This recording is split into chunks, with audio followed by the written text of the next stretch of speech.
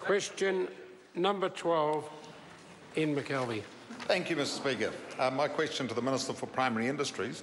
What recent reports has he received on the impact of the recent earthquakes on the primary sector? The Honourable Nathan Guy. The earthquakes and following disruption have had a major impact on the wider primary sector around North Canterbury and the top of the South Island. My sympathies go to everyone that's been affected.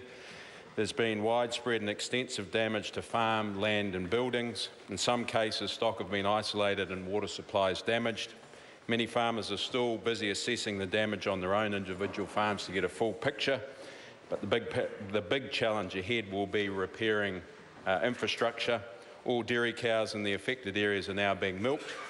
However, some dairy farms can't get their milk collected due to road closures and are having to spread milk back on pasture in a controlled way. Supplementary, Speaker.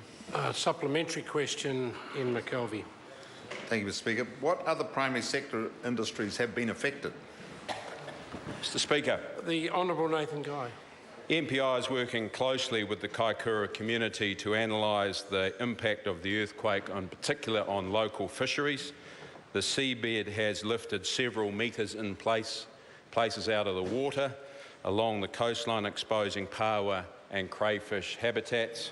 As a result, there may need to be some areas closed to fishing in the short term once this has been discussed with local groups. Some wineries in Marlborough have suffered damage to storage tanks and lost some wine.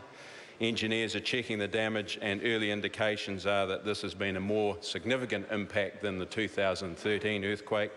Overall, this is a real blow to North Canterbury, given it's an area that has been suffering through a drought for nearly 3 years.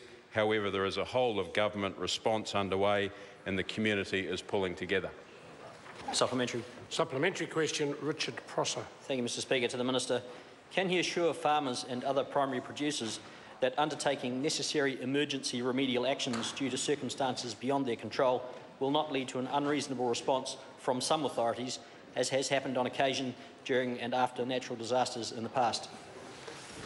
The Honourable Nathan Guy. Mr Speaker, my understanding in particular is that ECAN is taking a very pragmatic response in dealing with local farmers, and they understand the issues that they are facing.